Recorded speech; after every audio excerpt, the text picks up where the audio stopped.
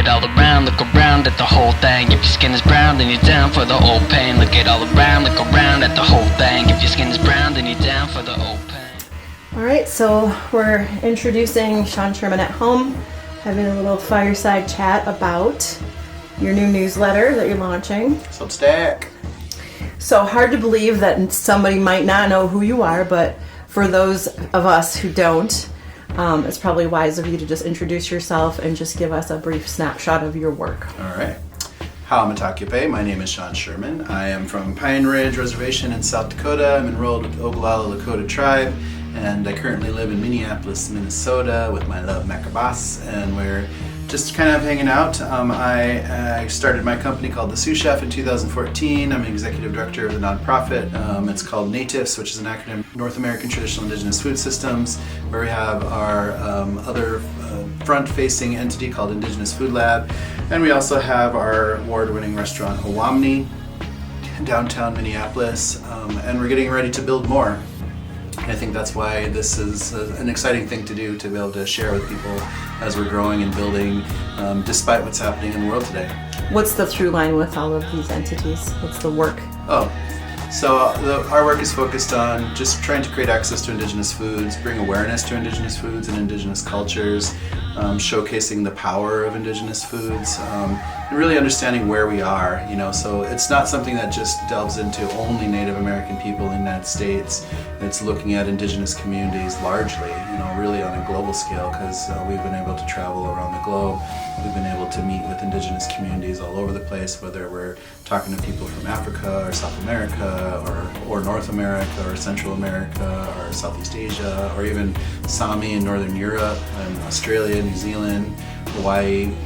We just see so much amazing connection out there with Indigenous peoples on a global scale, and we want to show why it's important to understand global diversity, why it's important to preserve global diversity, why it's important to learn from Indigenous communities who have been deeply connected to their own regions and the plants and the animals and all the stories that come out of that's out there. And there's so much education we can be sharing, because for far too long, because of colonization largely coming from European countries, which adapts into many forms like our own American colonization, which was extremely violent here in the United States, ways that it's affected people and it's broken people from our own cultures, from our own food systems, and has replaced it with something that's just not who we are.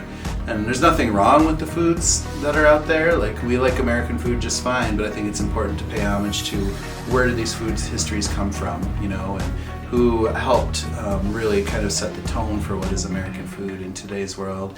And we can look at that all over the world when we're doing it, not just from American viewpoints, but from many countries. And realizing that, in America, where we are, Indigenous holds such an important part of the story that's never talked about. And I think with some of our work, just the intersection of Black and Indigenous and American foodways is a really important topic to talk about, since we both, as cultures and communities, went through very similar violence, very similar oppression, segregation, and all of these really awful pieces that happened to us in American history. And I think it's important to talk about those, to understand those, but also to know how these pieces tie us together, so that we can really lock arms as we move forward. Well, this was a conversation that we got into a bit last night, and so as a thought leader, how does somebody, the average person, take the news cycle and dissect that into something actionable to resist? So, in other words, it's one thing to say, well, we got to do something, we got to stand up, we got to fight, but what does that exactly mean in a tangible, digestible way for the average person at home today? Well, I think that, this playbook coming out of Washington is just create constant chaos in the news cycle, just to be able to hold the news cycle in a state of constant chaos.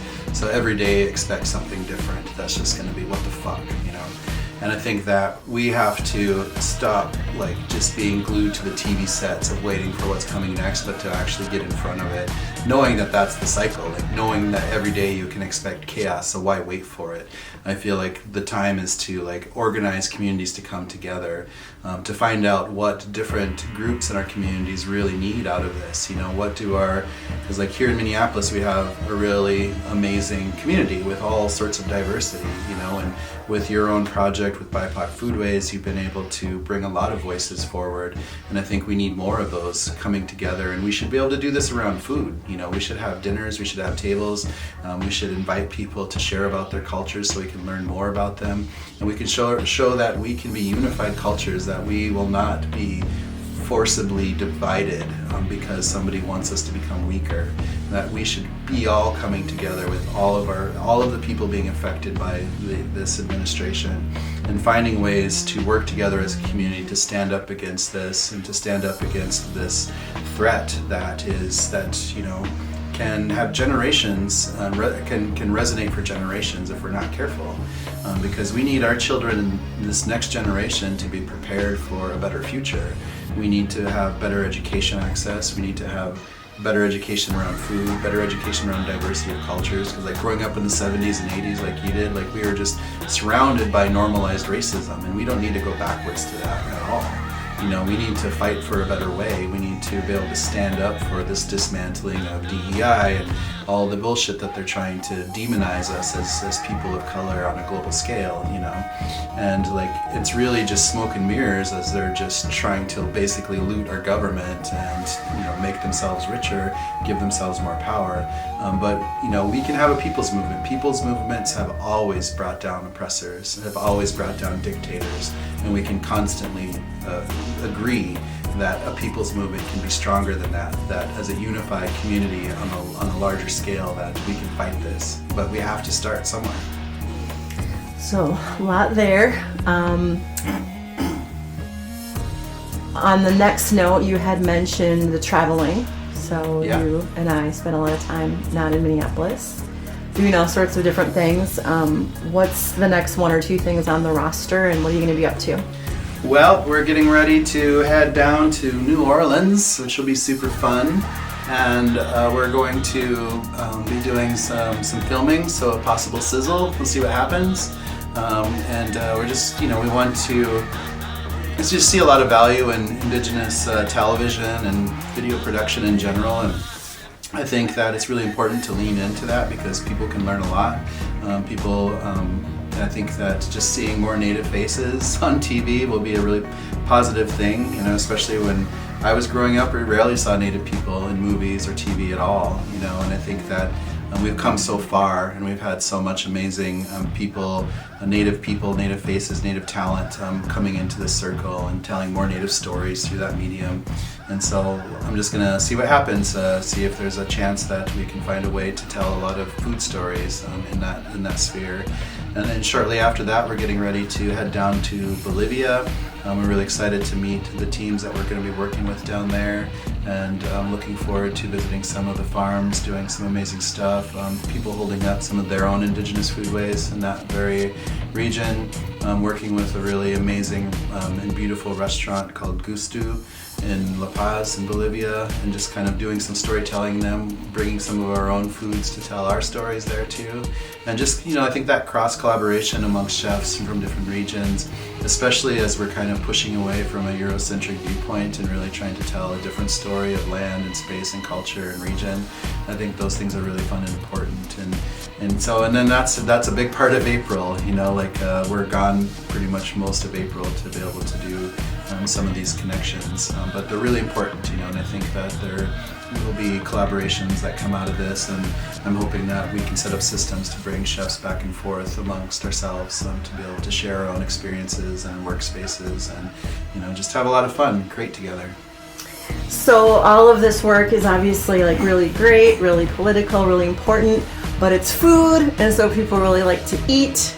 And so just bringing it back to the household here, what are we excited about eating either tonight or let's look into the weekend. What are you excited about eating?